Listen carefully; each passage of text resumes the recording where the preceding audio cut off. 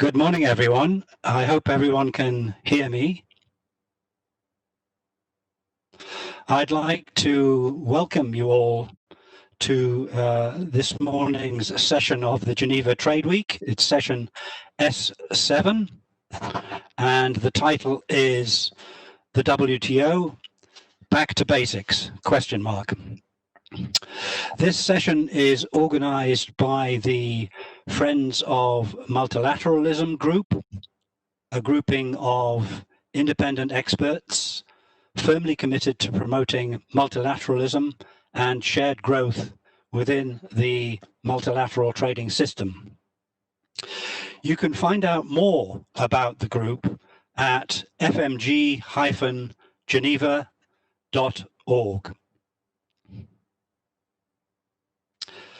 As everyone says these days, the WTO is in crisis.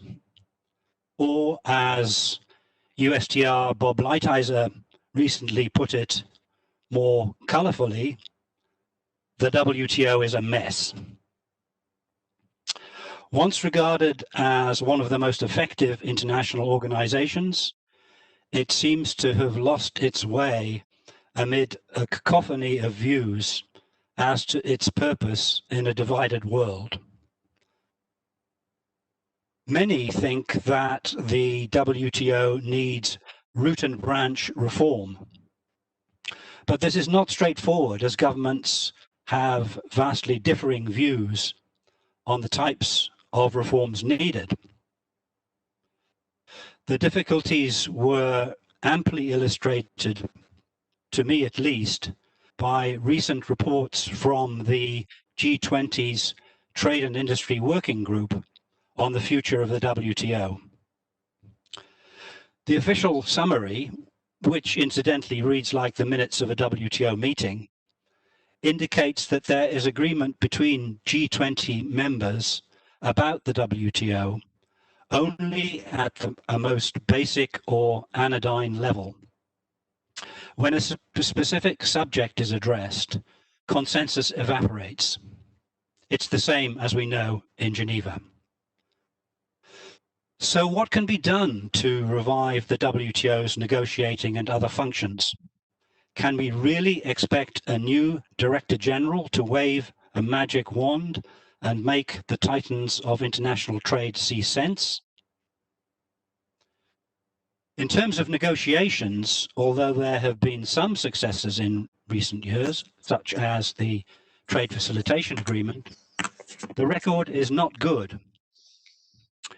Recently, groups of members have taken to discussing subjects outside or alongside the WTO.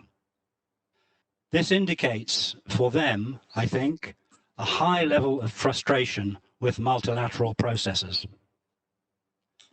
Is this good for the system? Will these initiatives come back into the WTO and be multilateralized? Or is this the beginning of the end for trade multilateralism? Our aim in this session is to explore what are the most practical approaches to rebuilding the trading system. And in this connection, we have asked 4 very distinguished panelists to address some or all of 4 questions. First, is the WTO capable of resolving the major challenges currently confronting the trading system? 2, would it be better in present circumstances for the WTO to concentrate on building consensus bottom up wherever it can? 3, what is achievable? And 4, what would need to change to enable the WTO to produce actual results more consistently? We'll take up about an hour with the panelists' presentations and questions and answers to and from them, and please feel free to submit questions. After that, we'll have about 30 minutes left in which we hope, subject to my technological limitations, to generate a lively discussion between and among the audience. The panelists could also chip in this part if they feel stimulated to do so. For this latter segment, we suggest the following guiding question, which is actually two-pronged. Would it be better for the WTO to adopt a more modest negotiating agenda based on making practical progress? And if so, what might be the elements of such an agenda? We'll come back to that later, but first to our very knowledgeable panel. Let me make some brief introductions, although I'm sure that may not strictly be necessary because they're all very well known already. Daniel Crosby is a partner in King & Spalding's international trade practice and manager of their Geneva office. He specializes in international trade and investment law and matters related to public international law. Daniel has, of course, huge experience in dispute settlement, but in addition to that, he's long followed the WTO across a very broad range of issues on which he commentates regularly. Bernard Hookman is Professor and Director of Global Economics at the European University Institute in Florence. Before that, he was Director of the International Trade Department in the Development Research Group at the World Bank. Bernard writes prolifically on the WTO scene, on which he has come up with many constructive and innovative suggestions. And he even knows it from the inside because he served in the GATT Secretariat.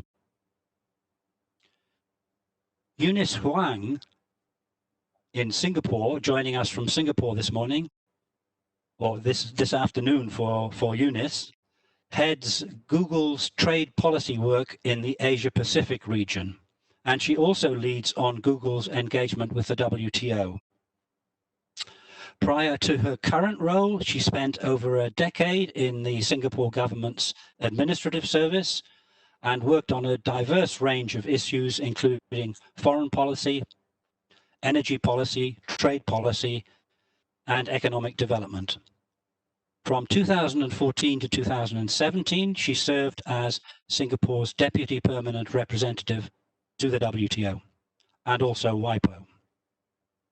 And last but not least, Liu Xiankun is a professor or senior research fellow at several Chinese and European universities and think tanks, including the China Society for WTO Studies, the University of International Business and Economic Studies, and Wuhan University in China, and also Sussex University in the UK.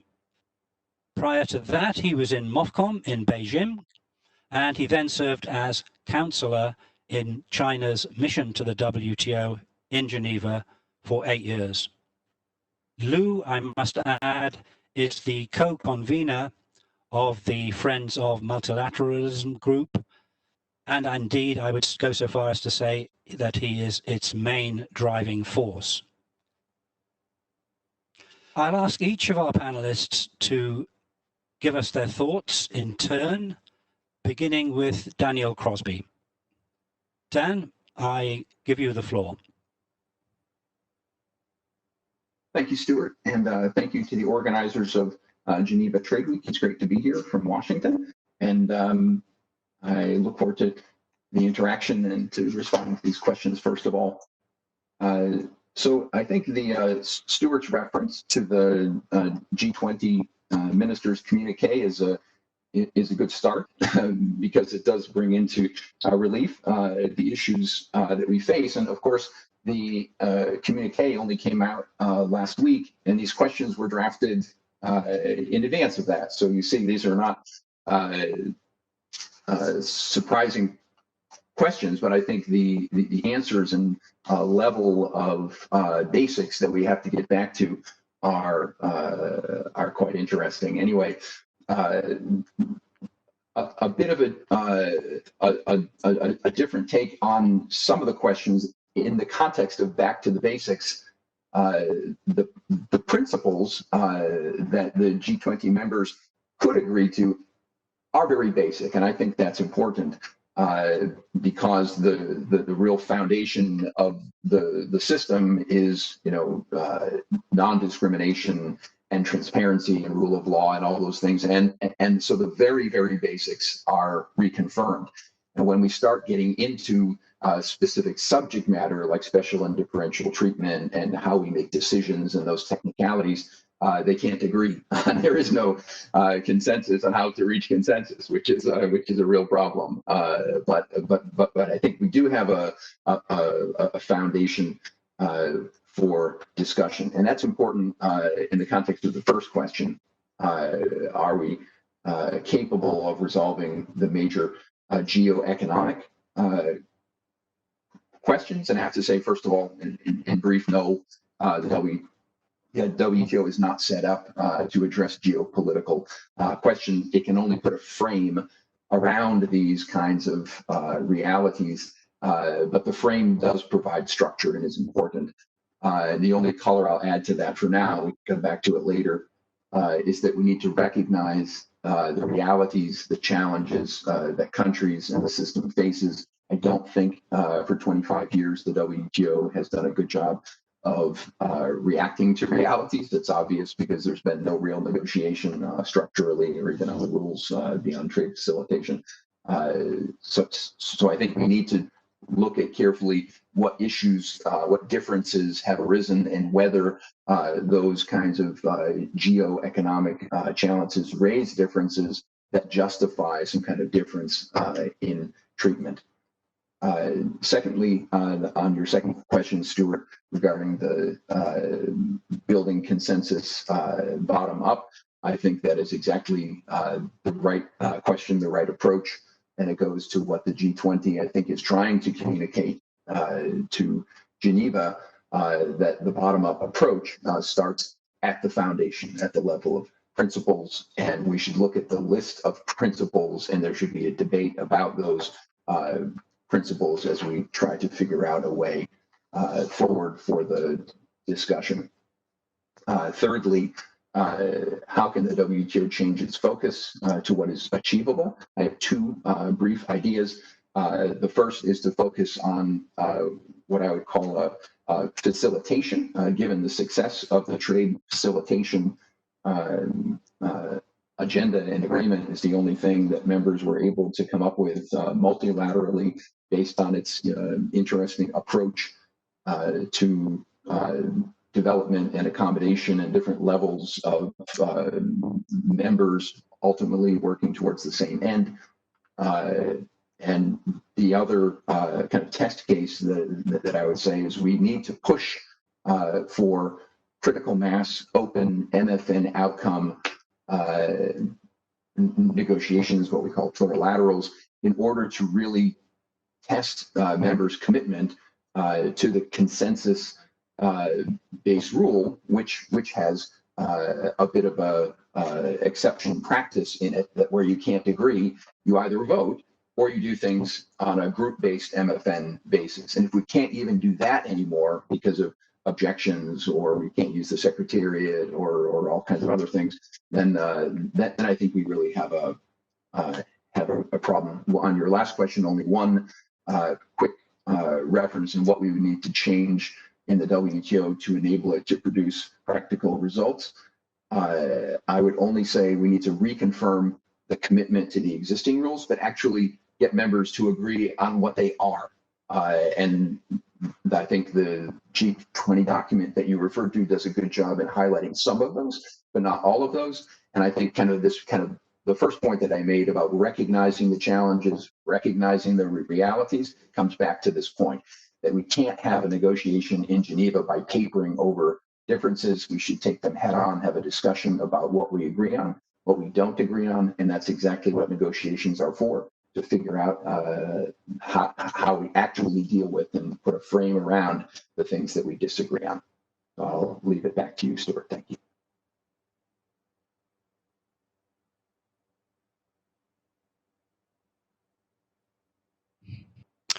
Thank you very much indeed, Dan. I think you've touched on a number of points there that we could possibly return to in the question and answer session.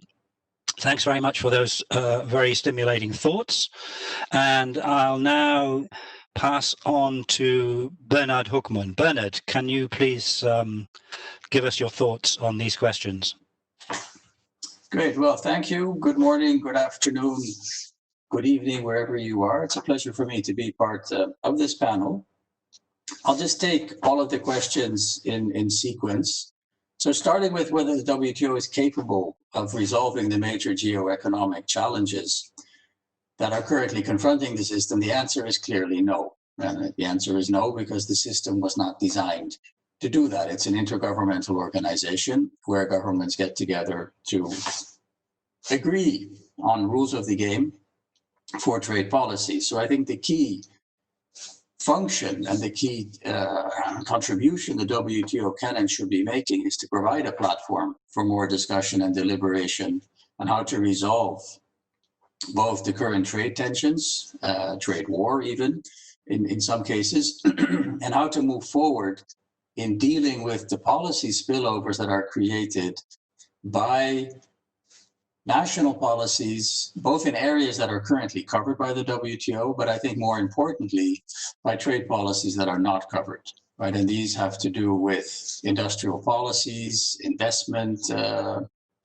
related policies, how countries deal with climate change and use trade for that, and so forth. And I think a really fundamental, if not existential question for the WTO is, can the WTO be a platform where this gets done?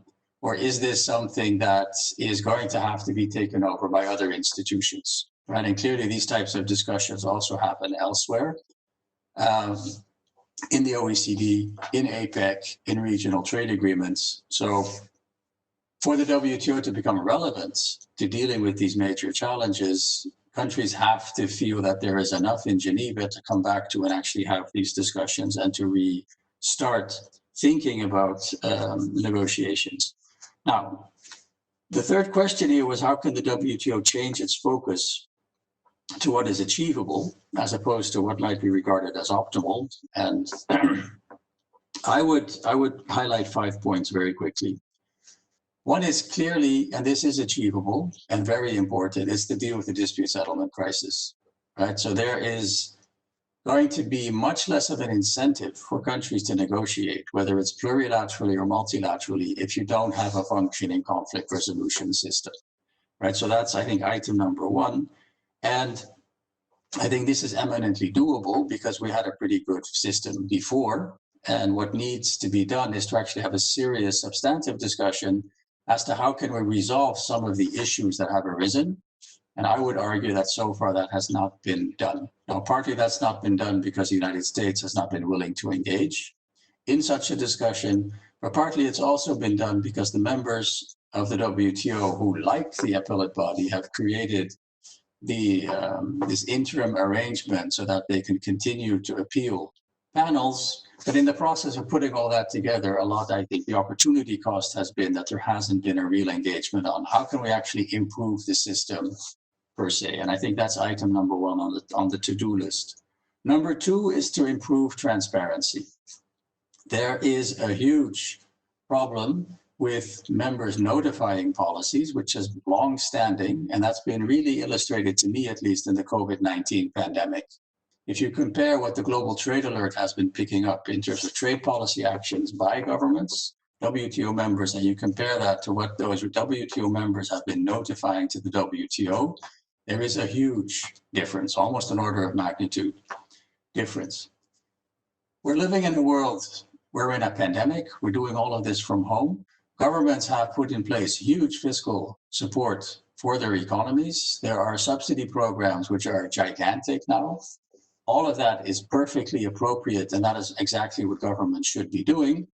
But we're going to confront a real issue of how do we unwind all of those subsidies. And the key, I think, important thing to bear in mind here is that before the pandemic hit, subsidies and subsidy-related types of policies were already by far the largest category of trade distorting policies being put in place by countries. And this is pretty much all over the world. And that's really one of the key areas for cooperation looking forward.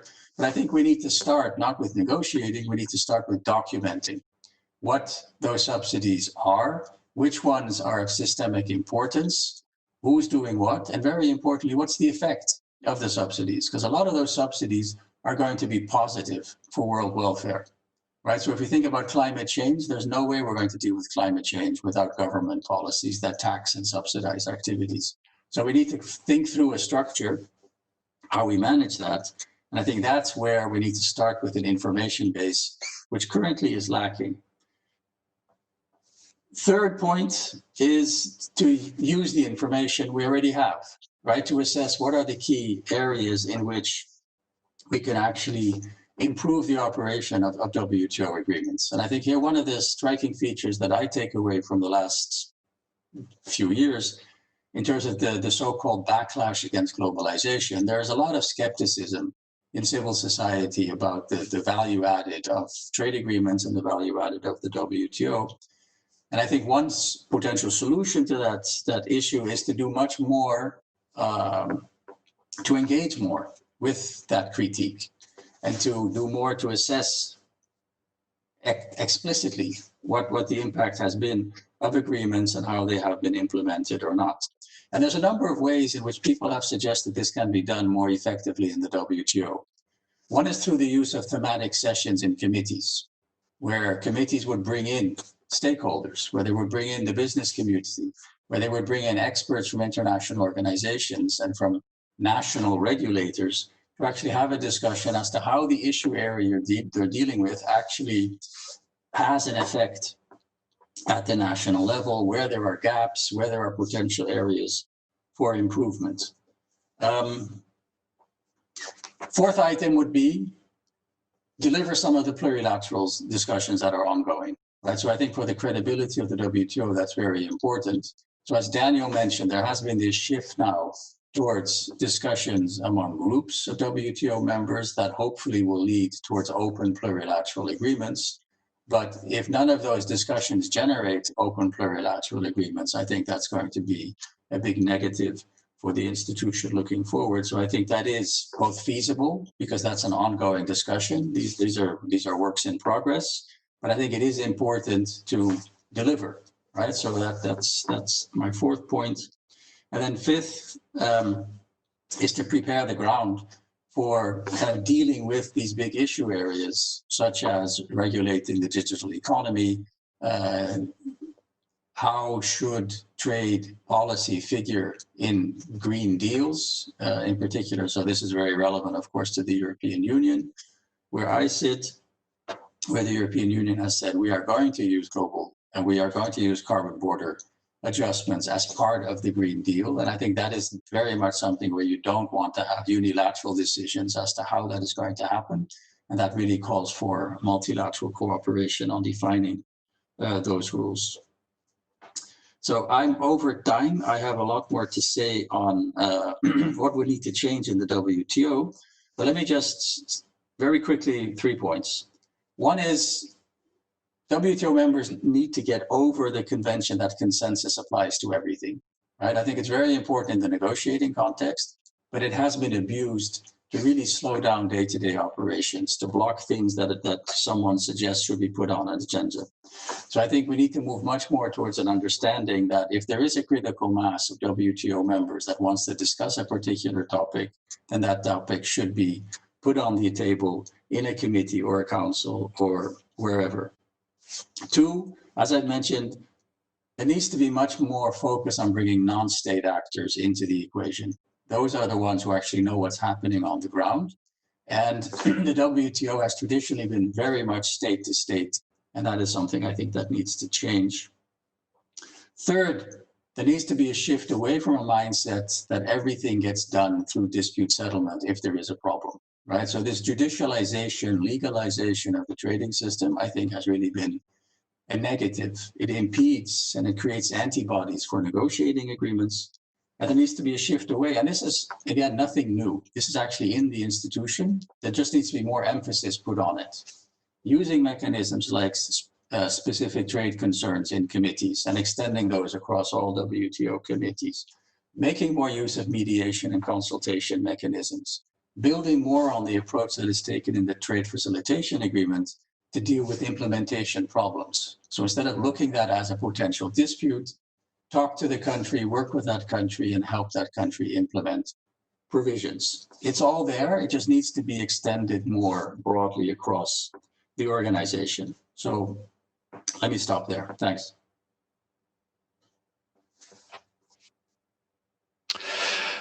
Thanks very much indeed, Bernard. You've given us a very, very long list of interesting subjects to come back to there, and I'm sure we will do that very shortly.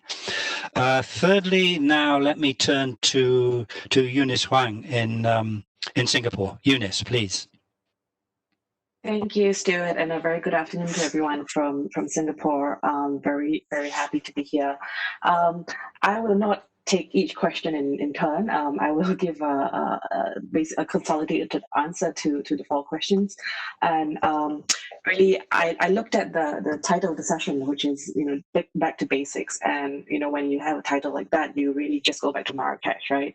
And I looked at Article 3 of Marrakesh, where, there's 3 basic functions of the WTO were laid out, right? Forum for negotiations, administrating the DSU, and also administrating the TPRM in terms of transparency and monitoring.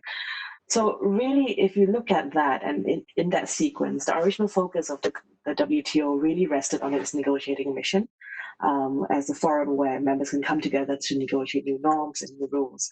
And this is really, if you think about it, the WTO's unique characteristic amongst international organizations where multilateral trade rules are negotiated.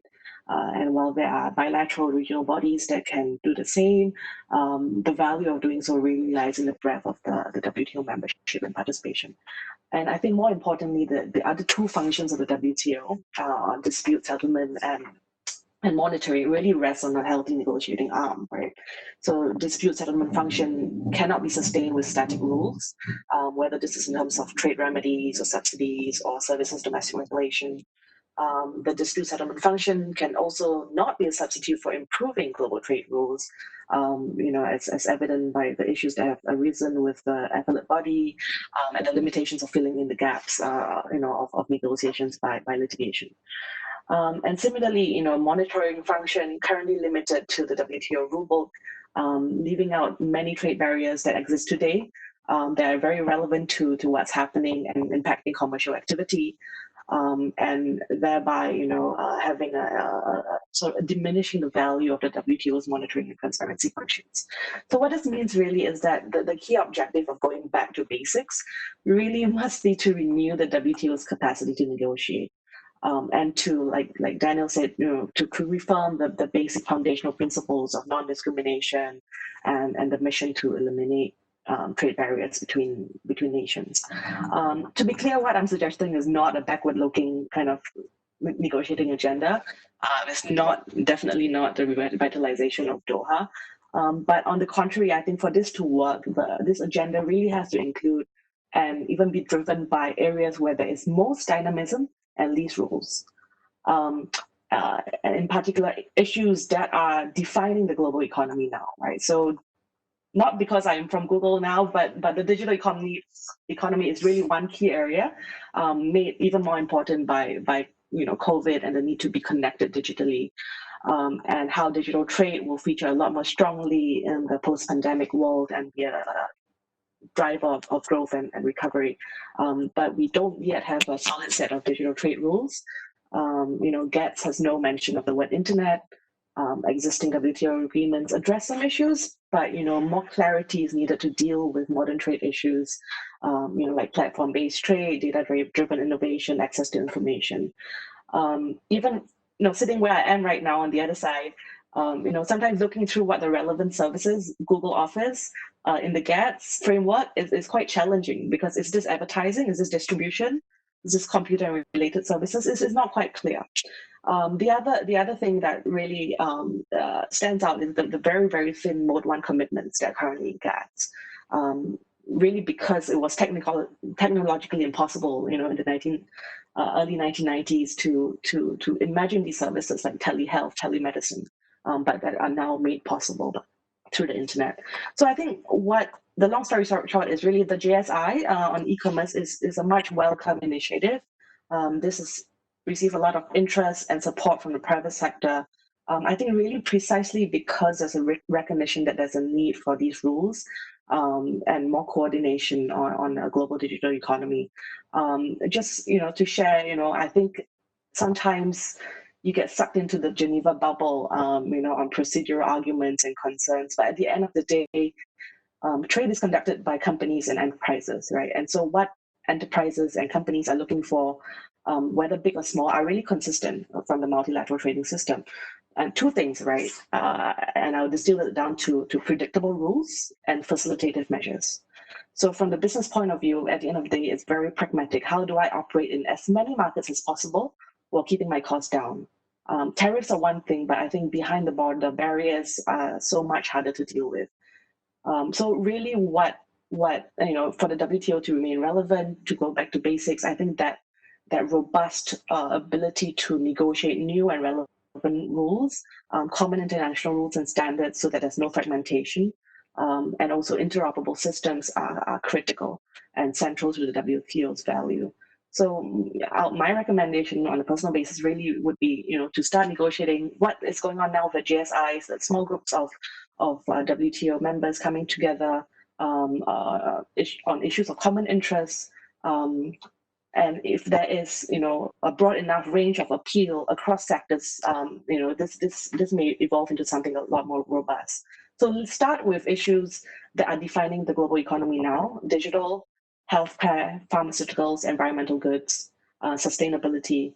And while, this is not to say that long-standing issues like agriculture or fishery subsidy should be, or development should be put on the back burner, but really experience shows that the greatest progress on very difficult issues like agriculture is made when there are other issues of significant economic and commercial interests on the table. So I'll just leave it there. Thank you.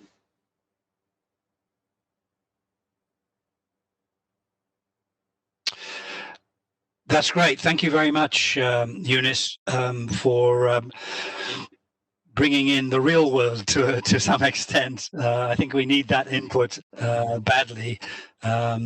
We shouldn't just be looking at the WTO closed world. We need to be having good regard to what business needs and what's going on in the wonderful world of international commerce. So that was great. And finally, now, can I turn to Lucian Kun to give us his thoughts? Okay, thank you, Stuart. Just to make sure that you can all hear me. Okay, thanks. No, thanks, Stuart. I'll just try to go through maybe some of your questions, providing my thoughts. So the first one, can WTO resolve the major geopolitical challenges? So for me, answer is that WTO is a trade organization. It can only contribute to the resolution of such challenges by doing its main job, that is to develop new rules on some trade issues that have a geopolitical sensitivity, and so as to help release the tension.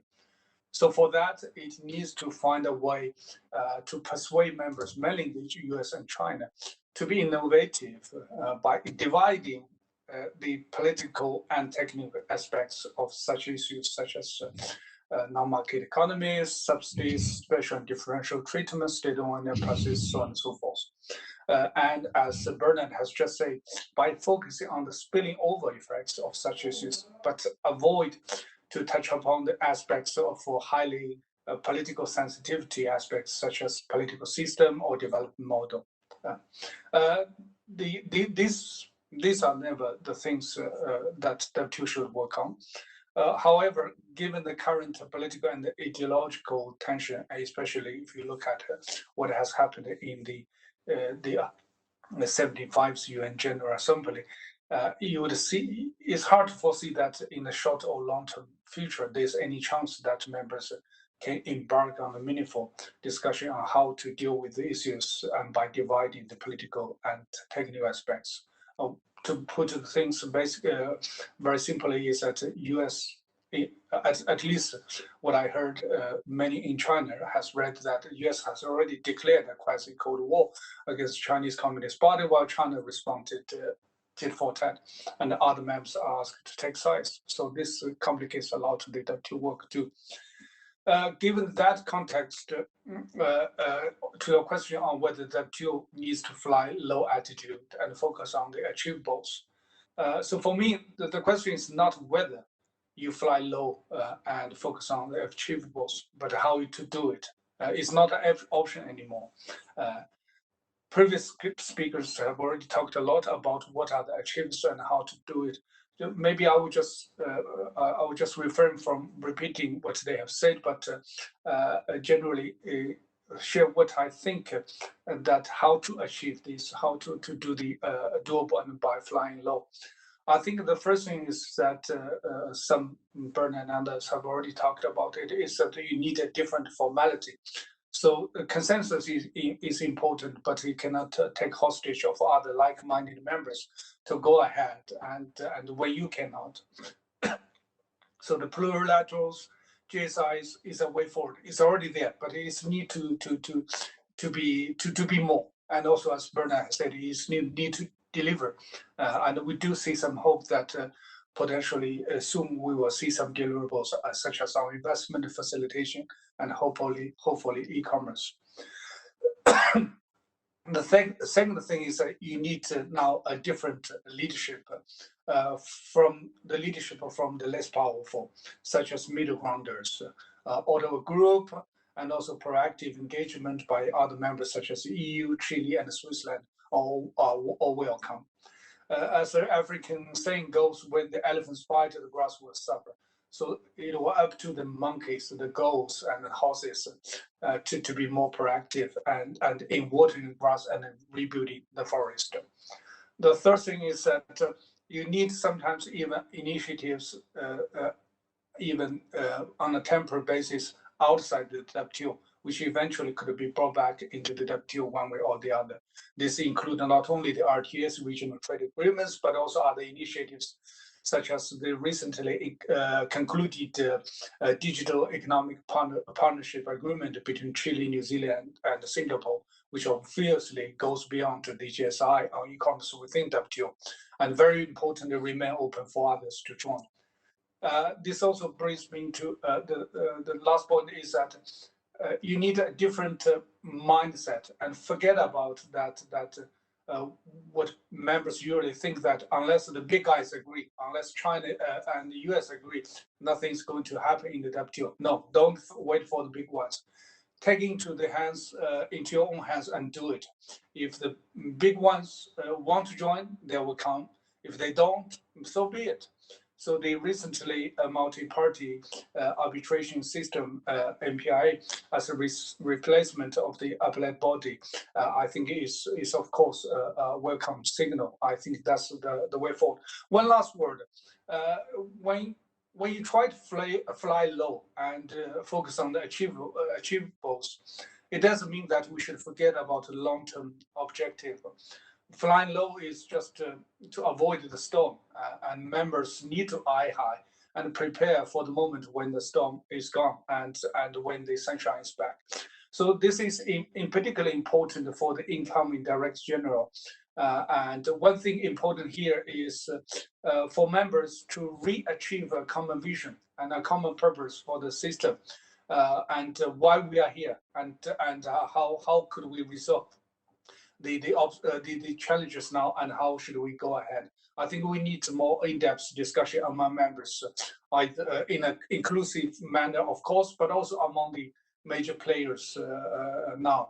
So I think that as our common FMG member Hector always say that we need a kind of policy dialogue and a kind of inclusive process for all stakeholders, not only the members, but also other actors, that the private sector and also the think tanks to come together.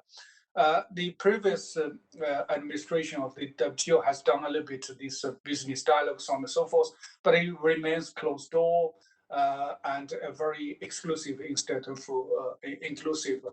So I think that this is something that WTO and income DG should really think about doing, and so I'll stop there. Thanks, Stuart.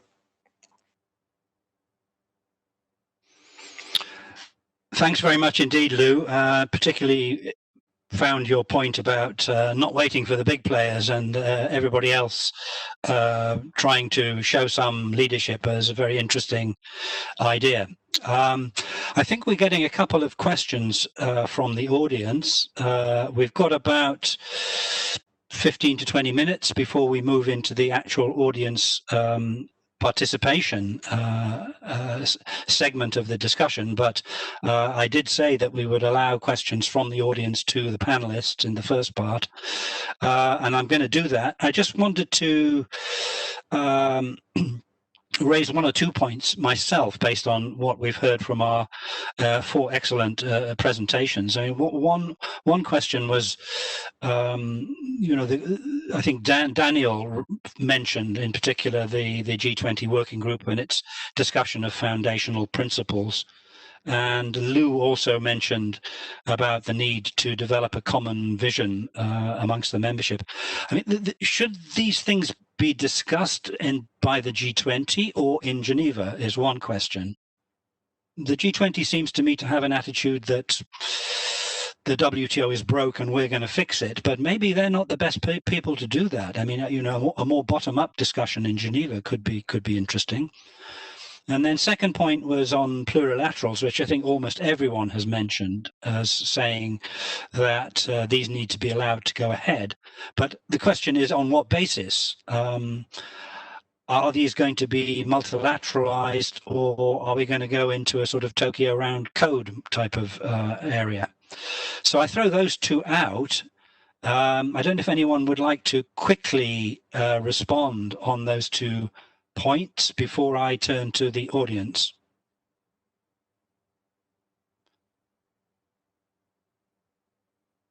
Bernard, please, go ahead. So on the first point, on the G20 being the right forum, so I think here it's all about potential, right? So I think the G20 does a lot of talking, if I can be undiplomatic,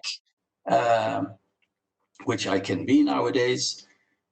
And it doesn't really have the institutional structure to support kind of an in-depth analysis of issues and to support deliberations. But I think the key thing that has changed, which makes that potential, which means there actually is potential there, is the Trade and Investment Working Group.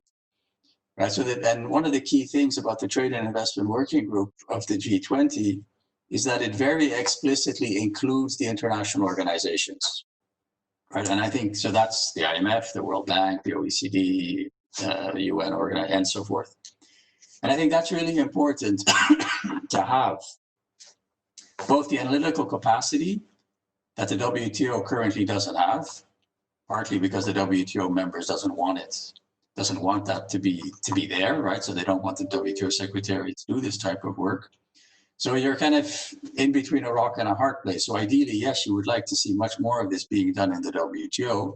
But in all honesty, as far as I'm concerned, I don't think the WTO is really set up for it at the moment, the secretariat, in terms of having that capacity. Certainly nothing compared to what we find in institutions like the IMF and the World Bank and the OECD, where we're really talking about thousands of staff members with real technical expertise in a very wide range of areas. So I think that's where the potential is. And I don't see that potential really being used. All right, so that's why I'm a bit skeptical, because so far a lot of what has come out of the Trade and Investment Working Group has been essentially, I would almost call it motherhood and apple pie. They really haven't delved into kind of detailed detailed analysis that could inform deliberation by G20 members. And of course, insofar as that is open, that means everybody would benefit from that being done. So I would very much advocate, so for example, on the subsidies agenda, which is very much that starts with the documentation information agenda. And so what is actually going on? What are countries doing? And what are the effects of these policies? That is something that I think could very naturally be done by the Trade and Investment Working Group by simply mandating the international organizations, which of course include the WTO Secretariat, to do that work and to report back. And that would actually be a huge public good, because that's just documenting where we are. And you can't really have a discussion, let alone a negotiation, if you don't have a common information base and agree on, okay, this is where we are. And the WTO Secretariat at the moment, I think, is simply, you'd like to see it done there, but I think it's better done there in the G20 Trade Investment Working Group context. Thanks very much, Stuart. Bernard. Can I add a point? Yeah. Yes, Daniel, please. Thank you. After this, I'm going to take a couple of questions from the audience, I think, but go ahead first, Dan, please. Okay, just to your point of the role of the G20, I just wanted to kind of release from my review of the document here. Although it looks like they're discussing kind of their own big ideas or their own agreements and disagreements, they explicitly confirm that the discussions on the specific issues of WTO reform will continue to take place exclusively at the WTO among its full membership.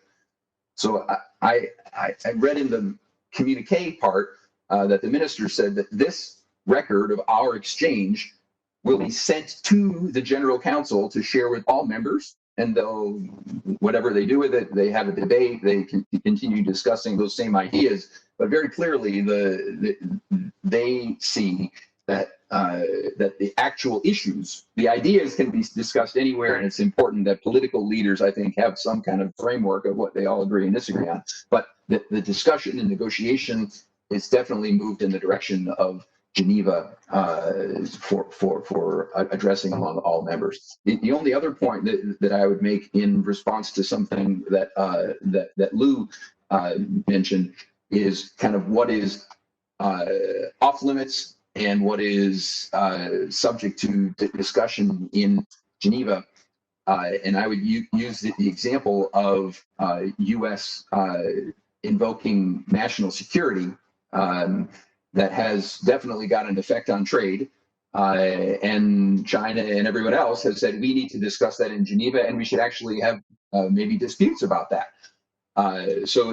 The most political national security elements of U.S. trade policy right now are up for discussion in Geneva, and I think the same should be true of the European Union or even China when we discuss, its political system, and only insofar as that system has an effect on trade covered by WTO rules, there should be no limitation of what is raised in Geneva for discussion, as long as we don't look for political solutions. We're still talking about technical and legal and trade issues, but when we start talking about, we can't talk about development models, we can't talk about political issues, then I think back to the very first point that I made in my presentation, we need to first of all look at the political realities, the geo-economic realities, and address those. And we can't paper them over, and we have to look at the trade effects they have and determine whether or not those trade effects call for a change in rules or different kind of treatment. Thanks. Great, thanks very much indeed, Daniel. I have a question from the audience, from Alan Zhang, who says, this one is to Professor Hookman. He says, since you suggest more use of trade concern mechanisms, I guess that means specific trade concerns, do you think such a mechanism will be as effective as the DSU with its suspension and enforcement authorizations? Bernard, would you like to have a go at that one? Yeah, sure. So I think it's important to recognize that these things would serve different purposes. So on the one hand, what I'm talking about is something that actually exists, right? So a lot of things that eventually may become disputes actually are first discussed bilaterally. Then they might be discussed in relevant committees, right, through this vehicle of specific trade concerns. And I think that is a way of diffusing potential disputes. It's a way of clarifying what is going on. It's also a way of kind of signaling that there are questions about a particular measure that might be very easily addressed, either by changing the measure before it is implemented, or simply by clarifying what the measure does, may or may not do. There's been a lot of experience now with these specific trade concerns in the areas of technical barriers to trade and phytosanitary measures, so TBT, SPS. And I think it is something that works well, right? So I don't know how many of you have seen the book by Mariana Kartunen, where she goes through how this system actually works in practice, which is an excellent book which was just published. And she basically describes this pyramid of essentially, call it deliberation, conflict resolution, learning about what other countries are doing. And the DSU, the formal dispute settlement, is really at the top of that pyramid. So it's a very small number of cases relative to everything that gets done in the WTO. So I think in that sense, it's not necessarily less effective. It could very well be much more effective. And I think increasingly as we move into agreements which have more to do with good regulatory practice than they have to do with removing explicit barriers. And to some extent, the Trade Facilitation Agreement is an example of that, where essentially governments got together and agreed this makes sense to do in customs, right? This is just good practice, and everybody agreed to that. Then the way of enforcing that type of an agreement is not necessarily through the traditional WTO dispute settlement process. It really should be more about, okay, so why is there a problem in implementation? What is going on in this particular country? Or what are you meaning to do by implementing this particular regulation? And how is that going to facilitate trade? So it's much more of a dialogue. It's much more of a discussion. It's much more understanding what's going on in different countries. So it's a very different mindset. It's not about, oh, I see something I don't like, so therefore I start a case. So I think in that sense, it could be much more effective than dispute settlement, the way it has been done. But again, I would reiterate, there is a huge amount of this happening today, all the time, and it's simply not recognized enough. So there's much too much of a focus on the DSU and the appellate body in terms of what the WTO actually does. Thanks very much, Bernard. We have another question to the panel from Eunice Huang, who thanks all of the panelists for their great contributions and asks, could you please share your observations on whether there is necessarily an inseparable relationship between developing country status and special and differential treatment? So I guess the question is, does developing country status, is it inseparable from special and differential treatment, or can you have one without the other? Would anyone like to go on that one first? Panelists? Eunice, would you like to have a go? I thought you might. Yeah, I can take a step at this. Not because I was a Singapore diplomat, but really, actually, it's interesting because I spent a lot of my time in my past life working on CBFA issues, right? Committee on Budget, Finance and Administration. And it's really interesting because of the way that the budget in the WTO is designed, where your contribution is directly related to your share of world trade.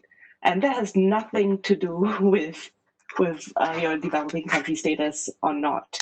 I mean, it's a tricky question to answer, but what I'm actually trying to suggest is that, you know, there's a differentiated responsibility in the way that the budget is being contributed for in the WTO. And, you know, that is divorced from the developing status of members in the WTO. So there are already ways that this relationship is separated within the organization. Thanks very much, Eunice. And Lou, I think you would like to say something on this subject as well. Yeah, this remains a dear subject to me always. No, the thing is that my simple answer to that question is it depends how members look at it.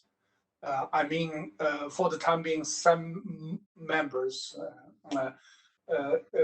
believe that these two are inseparable, and you are a developing country, so then you are entitled for any special and differential treatment, and that's it. And the others say that, okay, because of that, you cannot have the special and differential treatment, and you cannot have the developing country status. So I think this is not a practical way forward. For me, these are separable. I mean, anyway, the ongoing practice of WTO is developed country status is something you self-designate. Okay, I'm a developed country, and that's it. But for special and differential treatment, that is something subject to negotiation. It's not automatic that because you're a developed country and then you are entitled for the any future special and differential treatment. That has to be negotiated. All kinds of different formats of negotiation. We have different models for that. And we used to have this kind of quasi chapter on special differential treatment, where developed countries are allowed for long-term implementation period, less cut, so on and so forth. But also we have also a kind of more innovative trade facilitation agreement where it is more up to the capacity of the country instead of its country status. So I think it really depends on how members look at it. For me, I think those are separable, especially for some countries like China. Developed country status is more political. It's a political entitlement because of a domestic political reality. But for special differential treatment, I think more or less somewhere in Chinese WTO reform proposal and also in the speeches by Chinese ambassador, China did say that, okay, if we need it, we'll need a special and differential treatment. If not, we'll have to let it go. So I think the more practical mindset on that probably is a way forward. Thank you. Thanks very much, Lou. Well, I think that kind of brings us to the end of the first component of our session.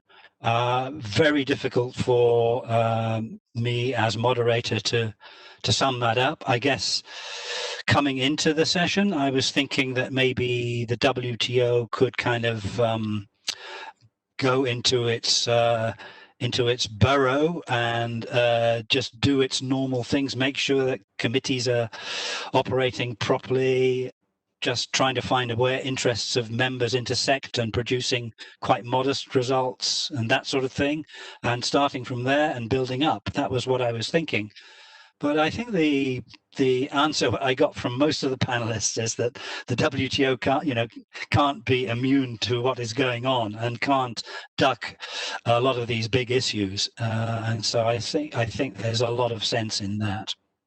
But anyway, I don't want to go on too long on that because I want to move now into the audience participation segment of our session. And I'll say again, repeat the question that we had put, but I'm sure people will go where they want to with the discussion. But the question we had framed for this segment of our session was: would it be better for the WTO to adopt a more modest negotiating agenda based on making practical progress? And if so, what might be the elements of such an agenda? So there we go. The floor is open for the audience, I think, to kick things off.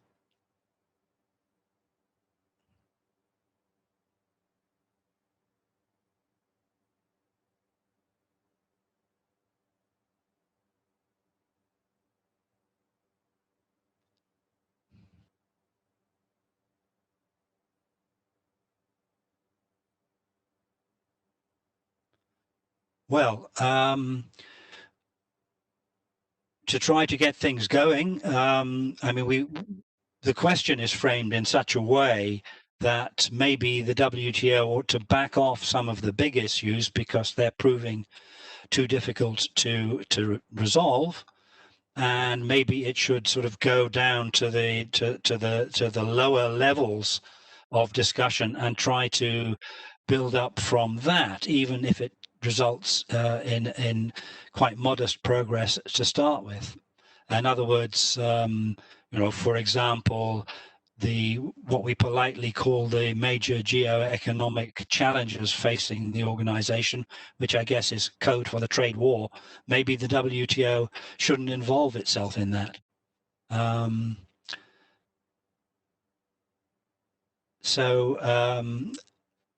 We are getting a bit of feedback now, which is, and we're kicking off with a rather interesting question from Saeed El Hashimi, which is a question to all of the panelists.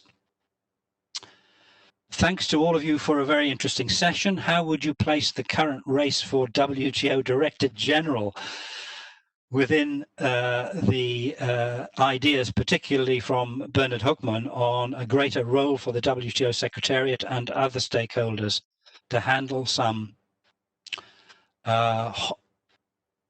hot topics such as subsidies? Well, okay. I don't want to just have this segment as an extension of the question and answer with the panelists, but I think we've got to start somewhere. So I'll pass that on. Bernard, I think this one might be to you as well.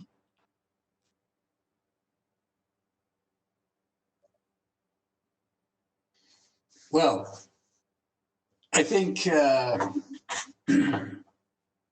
just reading the question here again. So I think, if I was advising one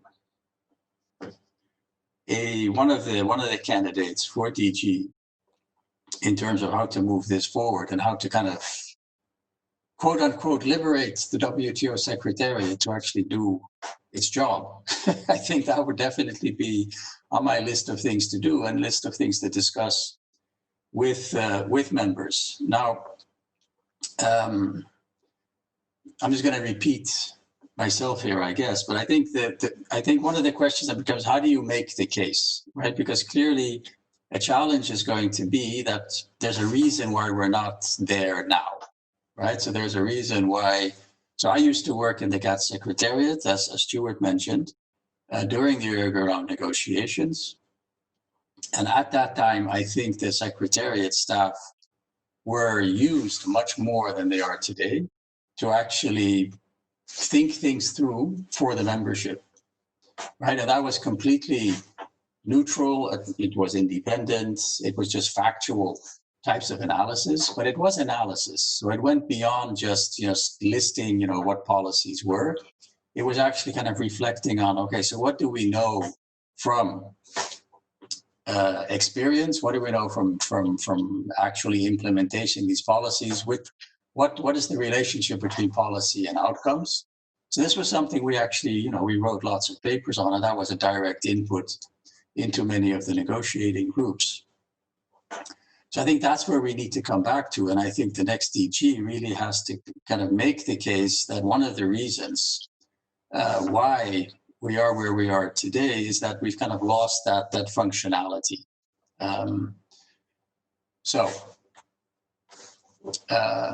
I think one way, again, of getting around some of the politics would be to rope in other international organizations in that effort, depending on the topic, because there are lots of specialized agencies around the world that deal with particular issues. And again, I think that's another way to kind of open up a bit more space for the WTO Secretariat to say, well, we're doing this jointly with other organizations. And again, this has been done to some extent in terms of analysis, right? So working with the ILO, for example, joint reports between the WTO, IMF, World Bank. And I think it needs to be, we need to bring that much more back to the WTO. So the DG really needs to make the case and create the space for the Secretary to do that.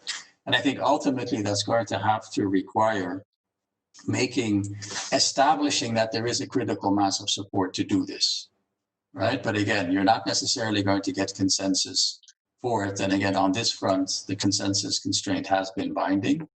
And I would hope that now with the joint statement initiatives, with the MPIA, that wall has kind of been broken. let me stop there. Thanks very much, Bernard. Lou, please.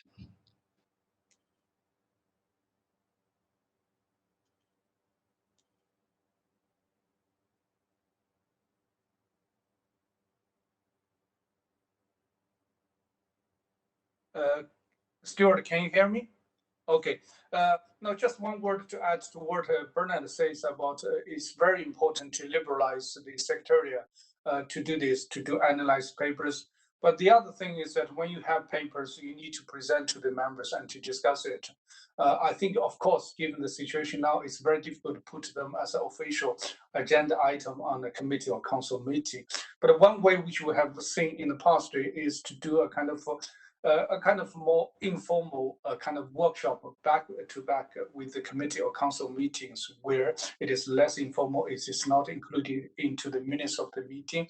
And that's where members feel more comfortable and to sit down and discuss this in an informal manner, but give better information and hopefully achieve mutual understanding. And there, you do not need a kind of consensus or anything. You just need to kind of something in hand, but also quite some support from at least some of the members to do that. And then secretary can easily organize that. I think that's also something important. Yeah. Thanks, Lou. Well, I do have another question for the panelists, but before turning to that, and I'll do that in a minute, I just wanted to ask the audience if they have any ideas themselves or any views about these joint statement initiatives or open plurilaterals, because this is something I think all of our panel have mentioned, and they've mentioned them in a fairly positive way as being something that could help the WTO to move forward with its negotiating agenda. I mean, the question I think for some people and some members is this, how is this going to be implemented? Are all of the proponents of these joint statement initiatives really committed to a multilateral outcome in the form of either an agreement or perhaps in terms of putting additional commitments in schedules of commitments, or at least implementing these agreements on an MFN basis? Or are there some of these proponents of the JSIs and open plurilaterals who see them as being implemented on a conditional basis, i.e. not MFN? I wonder if any of our audience members have got any views on all of that, because I think it's a very, very interesting area and is highly relevant to the question of whether or not the WTO is going to be able to make progress. But before anybody comes in on that, let me just give you this next question to the panelists and it's to all of the panelists, from Jingyi Chao, who says, one question from me. You have commented a lot on how members have worked on the WTO crisis, but I wonder how have WTO bodies contributed to the Appellate body crisis with their mandates internally? I'm not 100% sure what the question is getting at there. Is it being suggested that WTO bodies have themselves contributed to the Appellate body crisis or can contribute to resolving the crisis?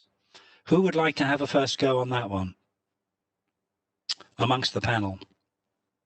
Dan, this looks like it might be up your street. Yeah. So I think actually the approach to this kind of reforms and crises are not within the purview of WTO bodies. Certainly, I mean, the WTO bodies are composed of members themselves. I mean, the dispute settlement body is only a reflection of members right now, and there's been a lot of discussion within that group. But there's no distinction between that WTO body and the members themselves. So members working on the crisis and WTO bodies is really different configurations of the same actors, I think. So there is no separate WTO body other than the members themselves. So it's not a typical kind of UN organization where there might be a separate body that is not actual members, but here they're one and the same, and I don't think there's an opportunity for the WTO Secretariat to opine or publicly come up with any kind of solution to this crisis, unfortunately. I mean, just to go to Bernard's point, the Secretariat is always a resource. I mean, there's the intelligent members are always in there talking to them, asking for, the history of how this has always been done, and, what are the options, and do you have a paper on that? And so what the resource of the Secretariat as a reference point here is very important, but as a body, as a functioning input to the kind of crisis resolution, I think that's a separate issue. But I wanted to highlight that as a resource, they're always there, and they're very helpful for anyone who asks.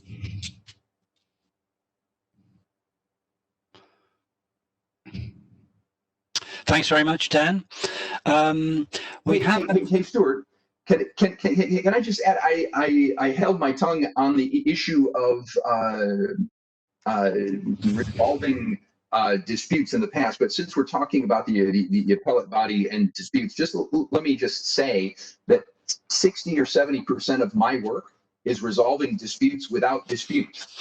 So these kind of committee processes, the law themselves, the framework, the jurisprudence, everything out there provides a living for many, many people to go out and solve problems within governments, lawyers outside of governments, to use the valuable system, the framework that we have to resolve disputes without anybody hearing about it. And I think it's not only within those committees, but most things in my experience in 25 years is that as long as you have a clear rule, you can go to a government and explain to them why that particular thing they're doing may violate, and you don't want to bring it to the WTO at all. And if you have a good sense of diplomacy and legal framing, you can resolve a lot of those things outside of disputes and outside of committees and outside the light of day. And I think that's really important to understand, because it's a value of the system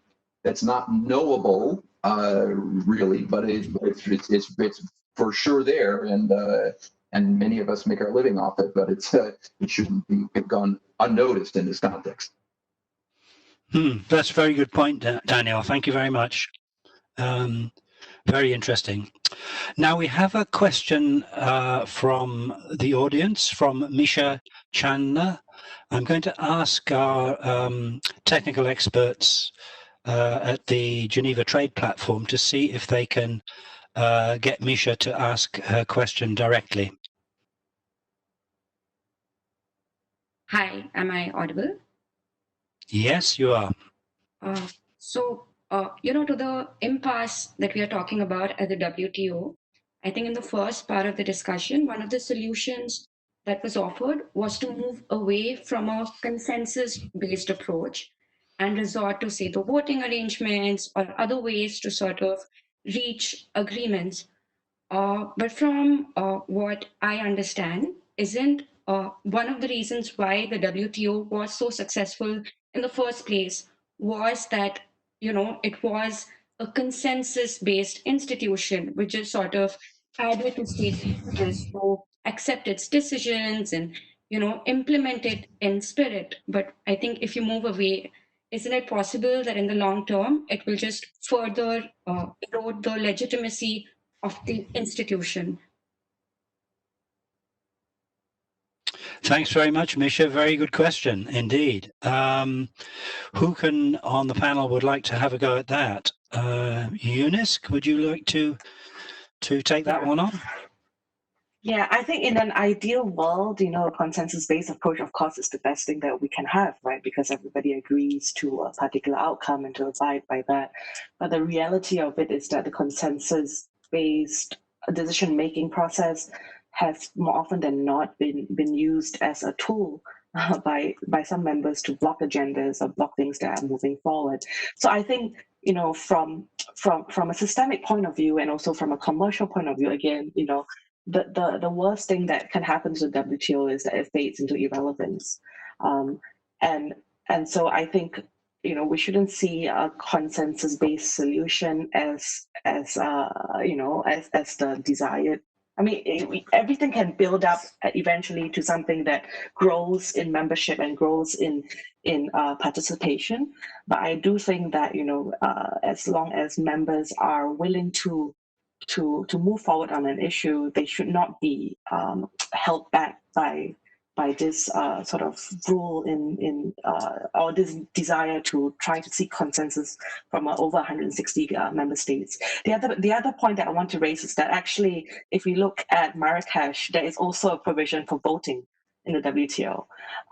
So it's not by design. It's also I think there is that sort of alternative. It has never really been invoked, but I just wanted to place out that to say that it is. I think there's a recognition that yes, consensus-based approaches and outcomes are the best, but it should not stymie the progression of the global trade agenda and the system.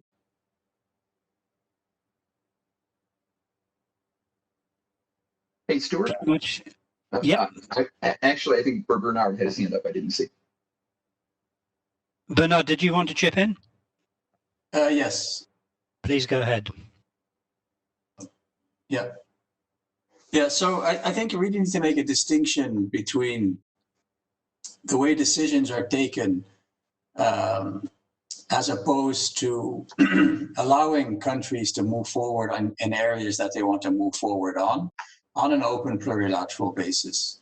So I'm certainly not advocating moving to voting in the WTO. It's very clear that WTO members don't want to go there, neither the large nor the small. So I think it doesn't really undercut legitimacy to move into this plurilateral path, as long as those plurilateral arrangements that may or may not emerge actually conform with principles which ensure that they are consistent with the objectives of the multilateral trading system, right? So that they are transparent, that they are open to all members, that there is no discrimination that is imposed on countries that initially decide not to join but join later. So I think there is a good case to be made for actually developing a code of conduct, some kind of a set of principles that members, signatories of open plurilateral agreements, agree to abide by, which would include, we will be transparent, we will report back to the WTO, we will also help countries meet the conditions that need to be met in order to become a member, right? Because these plurilateral agreements ideally need to be ambitious, right? They shouldn't be stuck in a lowest common denominator mode. So they really should address key issues, which means they are going to not be able to be implemented by certain countries, right? Simply because the regulatory framework isn't in place, for example, right? But then that becomes very important that on the one hand, the process of designing the rules of the game in a plurilateral setting is actually one that takes into account the heterogeneity of views, right? Otherwise, and that they have an incentive to do that because otherwise other countries will not join over time. But on the other hand, to have in place systems where you actually help, and there's a process through which countries that want to join down the road can actually meet the conditions, right? So, and I think that gets us into the area of aid for trade, linking aid to kind of the implementation and the attainment of the regulatory requirements there. So I think we also need to make a distinction between most favored nation treatment, so the open nature of plurilaterals, and conditionality, right? Because obviously membership in theory some types of agreements are going to be conditional on meeting minimum regulatory standards, right? And that's I think that's perfectly consistent, with most favored nation treatment, as long as these things are truly open, right? So anybody can actually join. Thanks. Thanks, Bernard. I can see that a couple more of our panelists would like to chip in, but I actually didn't want to chip in. I wanted to ask Misha a question. I wanted to make sure that Misha's question suggests that consensus-based approach, at least how I read the question or heard the question, suggests that it's going to erode the legitimacy of the WTO. And I want to just push it back to her and hear, based on Bernard's answer and our kind of general understanding, that as long as plurilaterals or decision-making or actions outside of consensus are open to everyone, don't prejudice the rights of non-participants, and are MFN based in the end, why would that erode the legitimacy of the WTO to let a group of members who wants to go do something give the results of their negotiations to everyone on a non-discriminatory basis? Why would that erode the WTO? Are we able to ask Misha to respond to that? Maybe it would take a little bit of time. It would be good if she could. If you're there, Misha, please do. Okay, I think, to be honest, when I thought about a resort to the voting arrangements, for instance, I conceptualized it a little differently. Like when I thought about it, it seemed like we'd be imposing certain things on, states who may not necessarily agree with it. But when we do talk about a plurilateral approach, where it's not so much a question of imposing as reaching a sort of limited arrangement with the option to other states to sort of join in at a later date, to me, that sounds pretty reasonable. And I also agree that sometimes I think you need to see a certain thing work in practice to sort of want to be a part of it. So yeah, I think to me, like, the answer did make a lot of sense. I don't really have anything to say in contradiction. Thanks very much, Misha. Well, I'd like to, because we only have less than 10 minutes left, I think, maybe 7 or 8 minutes, I'd like to actually jump to a question from Felipe Sandoval, because it's also on this question of plurilateral approaches, etc. Felipe, are you able to ask your question directly, or do you want me to read it out?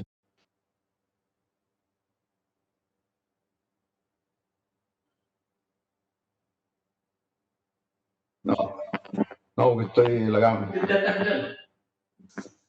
Hi. Can you guys hear me?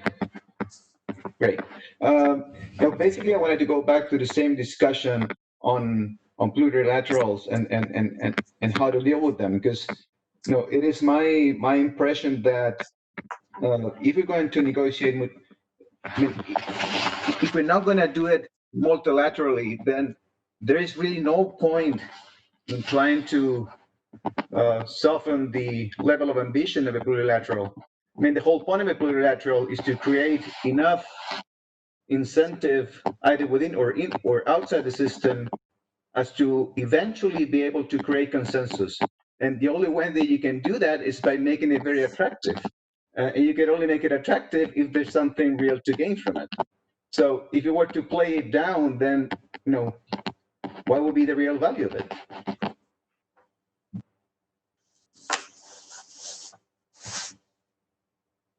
Thanks, Felipe. So I agree completely. Bernard agrees with you. Yeah. I mean, I suppose a lot of people hear this word plurilateral and maybe they think of the government procurement agreement, which is already a plurilateral agreement in the WTO. and that is a closed agreement. I mean, you know, the people in the government procurement, the countries in the government procurement take on a set of obligations, but they also have a set of rights, and these obligations and rights do not apply to anybody else outside the government procurement agreement. And perhaps that's what people react to when they hear the word plurilateral. I think maybe these joint statement initiatives are somewhat different animals. And in any case, government procurement was something that was outside the GATT and the WTO before, so it didn't kind of touch on the core rights and core issues of the GATT and the WTO. But there is still a question mark in my mind, I must say. I think most of the countries that are involved in the joint statement initiatives, the open plurilaterals, want to have them implemented multilaterally, but I'm not sure that everybody is on the same page in that. And that's going to be something that we need to monitor as these initiatives come towards fruition. Well, I think we're almost out of time. We've got 2 or 3 minutes left. I think I'm going to offer the floor to each of the panelists in turn, just to say very, very briefly, in 1 minute, I give each of them perhaps 1 minute to sum up from their point of view based on the discussion that we've had this morning. And may I start with you again, Daniel? Sure, thanks, Stuart. I think I'd like to pick up on one of Lou's descriptions of how to deal with the problem, and he was saying, you know, keep it kind of low to avoid the storm. And I guess based on my comments initially about looking at the big picture issues, the fundamentals, I thought maybe we need to, you know, keep our feet on the ground, but look above the clouds, look above the storm, and say, you know, what are the basics? What are the issues that we really need to address at the WTO? And I don't think that by getting little kind of low level agreements, for example, on the joint statements, we're going to resolve that issue of consensus. The issue is, why are those countries not participating? Why are countries at least not sitting in the room? I mean, if you talk about the whole continent of Africa outside of maybe Nigeria, on an issue like e-commerce and digital trade, where it's a huge importance to them and they recognize that, just it seems for political reasons, they're just not in the room. And there's got to be a way to resolve that issue. And I don't think just kind of bungling along and flying low is going to address that really critical issue for development, for the system, and for the larger issues. So I think we kind of have to have our head above the clouds, our feet on the ground, but not forget that there are some big issues that we just shouldn't avoid these problems, because some of them are really fundamental that we need to figure out, either whether they're political or technical or whatever reasons they are. It's been 25 years of those issues festering, and we really need to kind of address them head on. And I really hope that members come back to the WTO and recognize, whether they're geoeconomic or technical or whatever they are, that we find a place for them in the WTO that can be framed around the rule of law and that provide stability around those issues. Thanks a lot, Daniel. Bernard? Yeah, so whether it's high flying or low flying, I would just reiterate the importance of actually putting together an information set, an evidence base, which actually leads towards, you know, what Lou was saying in the beginning, to kind of reestablish a common vision and kind of a common objective where are we trying to go. And I think that really revolves around kind of putting in place a program. So I think it really works. It's towards putting together a work program that actually helps governments discover for themselves, based on this analytical input and based on the data that needs to be collected and the analysis that needs to be done, and just what really are the priorities, not just today, but looking forward, right? So we tend to be focused very much on this geopolitical environment we're in today, the conflict between the US and China.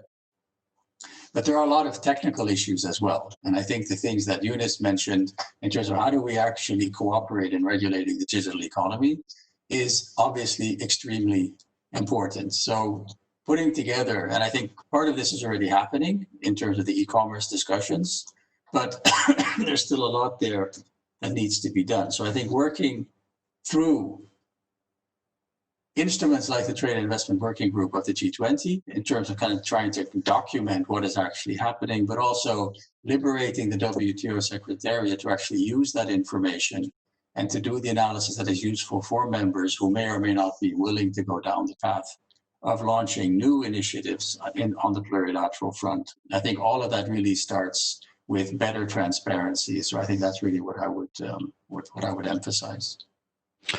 Great, thanks very much, Bernard. Eunice? I think the key message, I think, for me is that be very conscious that there is a world outside of the Geneva bubble. And so it makes it ever more critical, especially today in today's environment, to engage non-state actors, private sector, but also other international organizations, civil society. And the second thing I would say is, do what is commercially meaningful and matters for the modern economy at as high a level of ambition as possible. There's no value to businesses for a very low ambition level agreement on e-signatures, for example. So do it at a high level, aim high, and in as open a configuration as possible. Great, thanks also, Eunice. Thanks for puncturing the Geneva bubble again. And finally, Lou. Okay, thanks, Stuart. No, 3 quick words. So the first thing is that when we say we fly low, it doesn't mean that we go for low ambition or we go for a low kind of level of engagement. No, it's not like that. We fly low simply to face to the political reality and trying to achieve something even compared to the past, maybe smaller, but still have a huge impact on many actors around the world. So that's one thing. I do believe that this is a political reality we have to face, not in the next months, probably even next few years or even longer. So we have to bear in mind that. The second thing to complement what already been discussed about where to do this kind of discussion, the process, and so on. I very much agree with with Bernard said about G20. I myself participating in a few G20 meetings here. It is kind of a non-institutional platform, a kind of nature, handicaps a lot to move ahead substantially. I mean, they could talk, they could do nice papers, but there's no mechanism to follow up to see how it is implemented, and if not, how to do that. No, it's just a statement after another. So I do think that the WTO needs to have its own conversation in Geneva, but it has to be a different format, not like now General Council or the things or whatever. It has to be a new format. I think some ideas emerging from our internal discussions is that to get minutes more in Geneva and to interact more frequently and so on and so forth. That's possibly also a good idea. The last point. Lou, I think, I'm sorry, I might have to interrupt you there because I'm getting a lot of messages from our host to say that we really have to wrap it up because there's another session. So I'm sorry to cut you off there. It just remains for me to say I don't have time to sum up, but I think we've heard some terrific thoughts on these issues from all of our 4 panelists, and I'm very grateful to the audience for chipping in and participating with some really good questions as well. And I hope you all got something out of it, and I hope you enjoy the rest of your day with the Geneva Trade Week. Thanks very much. Goodbye.